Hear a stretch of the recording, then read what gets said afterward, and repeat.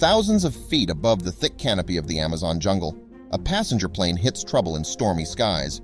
Then, after lightning strikes the wing, the craft's fuselage disintegrates, sending 17-year-old Julianne Kupka hurtling down toward the ground below. She's still strapped into her seat as she goes into a tailspin. The teenager sees the Amazon coming up to greet her.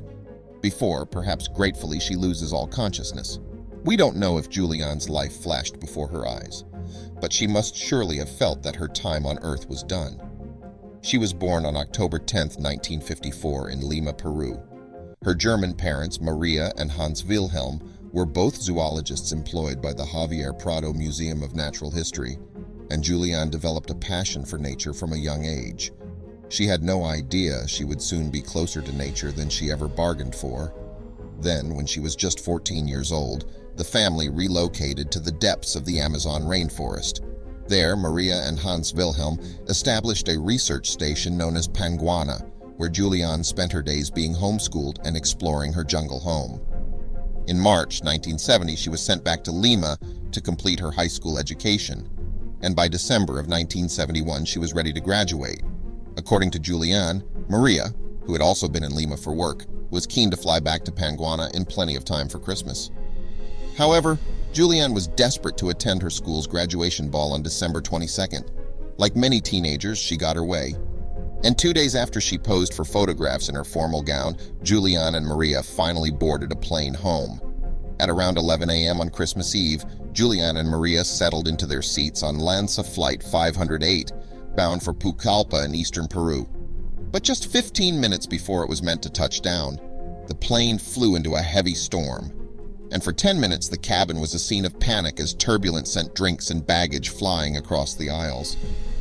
As their fellow passengers began to cry and scream, Julianne and her mother held hands.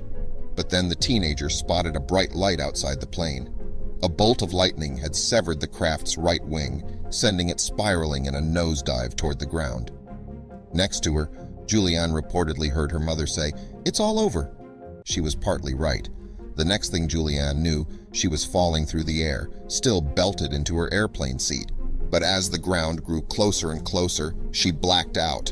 For 2 miles, she tumbled helplessly through the air before crashing her way through the rainforest canopy and landing on the jungle floor. Miraculously, Julianne survived her ordeal with only a few minor injuries. She suffered some cuts and a damaged collarbone. However, the teenager was also alone in the jungle, dressed only in a mini dress and with nothing in the way of equipment or food. And even though she cried out for help, she heard only silence in return. Her situation couldn't have been much worse.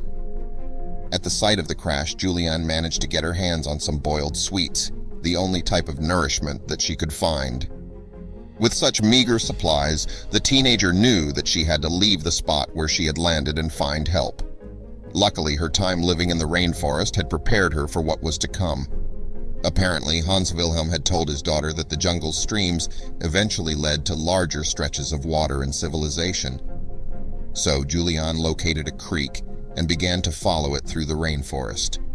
It was a perilous journey, however, fraught with dangers such as big cats and venomous snakes.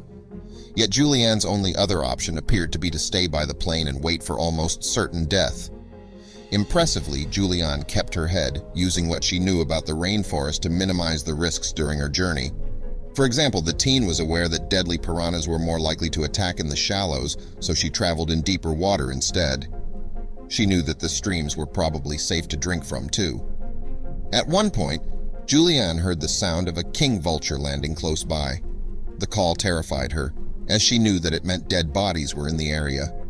Sure enough, she soon stumbled upon the remains of 3 passengers still in their seats, their heads embedded in the jungle floor. For a moment, she feared that one could be her mother, before she spotted the painted nails. The teen knew that Maria didn't paint her nails. On the 4th day, Julianne's stash of sweets ran out. However, she had little choice but to continue, inching her way through the rainforest wearing her one remaining shoe.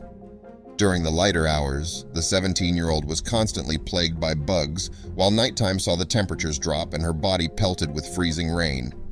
Nevertheless, Julianne persevered, and when she heard the cry of a bird that she recognized from her time at Panguana, which she would later find out was just 30 miles away, she knew it meant a bigger water source was nearby.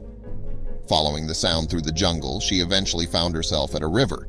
After 10 days, Julianne finally stumbled upon a beacon of hope. "I thought I was hallucinating when I saw a really large boat," she told the BBC in 2012. "When I went to touch it and realized it was real, it was like an adrenaline shot." Then she saw a path leading off into the rainforest. Following it, the team came to a hut housing some gas and a motor.